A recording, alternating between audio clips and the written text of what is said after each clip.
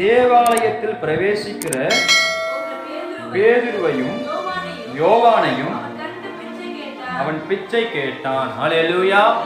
அவனுடைய வாழ்க்கை எப்படிப்பட்டதா இருந்ததுன்னா பிச்சை கேட்கிற வாழ்க்கையாக இருந்தது.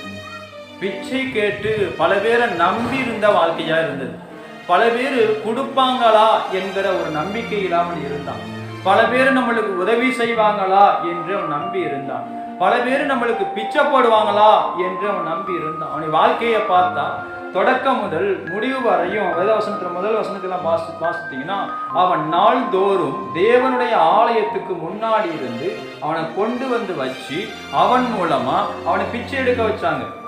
அவன் சிறு முதல் தாய் வயிற்றில் இருக்கும் பொழுது அவன் பிறந்த முதல் அவன் ஊனனாக பிறந்தவன், நடக்க முடியாதவனா இருந்தவன்.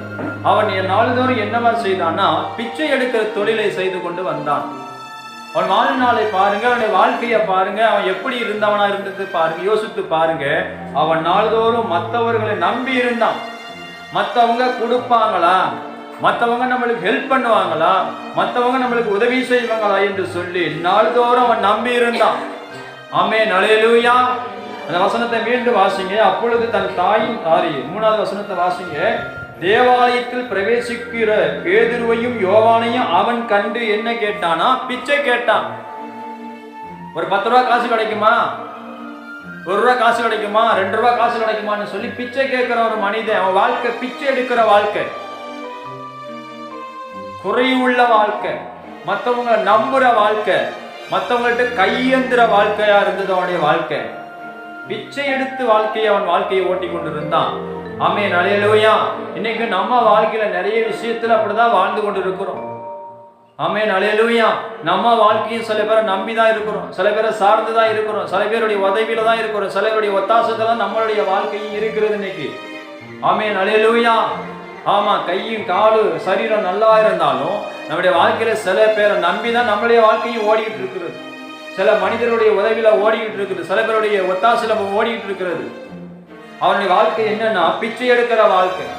மற்றவங்க கொடுப்பாங்களா, மற்றவங்க ஹெல்ப் பண்ணுவாங்களான்னு சொல்லி அவனுடைய வாழ்க்கை இருந்தது. அதனாலதான் அவன் நாள்தோறும் பிச்சை எடுத்து கொண்டிருந்தான். ஆமென், அல்லேலூயா. 4வது வசனத்தை எடுத்து வாசிங்க. பேதுருவையும் யோவானையும் அவனை உற்று பார்த்து எங்களை நோக்கி பார் என்றார்கள். அல்லேலூயா. அடுத்தது நீங்க நோக்கி பார்க்கணும். ஆமென். இப்படி வாழ்க்கையை நோக்கி பார்க்கணும், நம்ம எதிர்காலத்தை நோக்கி பார்க்கணும். இவ்வளவு காலமா நம்ம பிச்சை எடுத்துக்கொண்டே இருக்கிறோமே, இவ்வளவு காலமா வாழ்ந்து நம்ம கஷ்டப்பட்டு கொண்டே இருக்கிறோமே, இவ்வளவு கால போராட்டத்திலே இருக்கிறோமே, இவ்வளவு கால நெருக்கத்திலே இருக்கிறோமே, இன்னமும் கண்ணீர் வடிச்சுக்கிட்டு தானே இருக்கிறோம், இன்னும் கடன் பிரச்சனையால தானே இருக்கிறோம், இன்னமும் கூரை வீட்டிலேயே தானே வாழ்ந்து கொண்டு இருக்கிறோம், இன்னும் நம்ம வாழ்க்கை செழிக்கலையே, இன்னும் நம்ம வாழ்க்கை மேன்மையாவலையே, இன்னும் நம்முடைய வியாதிகள் போகலையேன்னு சொல்லி நாம அப்படியே தான் வாழ்ந்து கொண்டிருக்கிறோம். கொஞ்சம் உற்று நோக்கி பார்க்கணும். நாமே நோக்கி பார்க்கணும், நம்முடைய வாழ்க்கையை நோக்கி பார்க்கணும், நம்ம எதிர்காலத்தை நோக்கி பார்க்கணும், நான் வாழுகிற வாழ்க்கையை குறித்து நோக்கி பார்க்கணும். அவன் நாள்தோறும் பிச்சை எடுத்திருக்கிற ஒரு மனிதன், மற்றவர்கள் நம்பியிருந்த மனிதன். அவன் வாழ்க்கையில பாருங்க உற்று நோக்கி பார்க்க சொல்றாங்க. கொஞ்சம் உற்று நோக்கி பார்க்கணும். நாம உலகத்தை உற்றி நோக்கி கொண்டே இருக்கிறோம், உலகத்தை பார்த்துக்கிட்டே இருக்கிறோம், உலகத்தை சார்ந்து இருக்கிறோம். இன்னைக்கு நம்மளுக்கு ஒரு வேலை கிடைச்சா ஒரு 200 ரூபாய் கிடைக்கும் அப்படின்னு அதை மட்டுமே நம்ம சார்ந்து இருக்கிறோம். இன்னைக்கு யாராவது நம்மளுக்கு வேலை கொடுப்பாங்களா என்பதை மட்டுமே நம்ம நோக்கி இருக்கிறோம். இன்னைக்கு நம்மளுக்கு சமைச்சு சாப்பிட்டு இன்னைக்கு திருப்தியா இருந்தா போதும் அப்படிங்கிற மட்டுமே நம்ம வாழ்க்கையை ஓடிக்கிட்டு இருக்கிறது. இன்னைக்கு மட்டும் யாராவது உதவி செய்வாங்களா, இன்னைக்கு எனக்கு ஒரு அற்புதம் நடக்குமா, இன்னைக்கு ஒரு அதிசயம் நடக்குமான்னு சொல்லி ஒவ்வொரு நாளும் ஒவ்வொரு தேவைகளுக்காக நம்ம கவலைப்பட்டு கொண்டே இருக்கிறோமா இல்லையா? அந்த கஷ்டம் நம்மளுடைய வாழ்க்கையில இருக்குதா இல்லையா? நம்முடைய வாழ்க்கையில அதுதான் கஷ்டம் இருக்குது.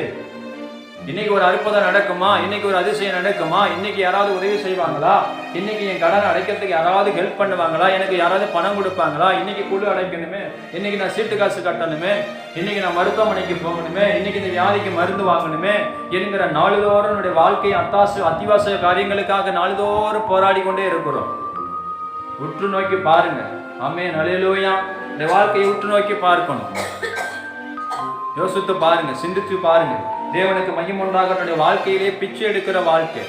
இன்னைக்கு நம்ம வாழ்க்கை எப்படிப்பட்ட காரியங்கள்ல இருக்கிறது? யாரையோ நம்பி யாரையோ சார்ந்து வாழ்ந்து கொண்டுதான் நம்ம இருக்கிறோம் இன்னைக்கு. ஆமென், அல்லேலூயா.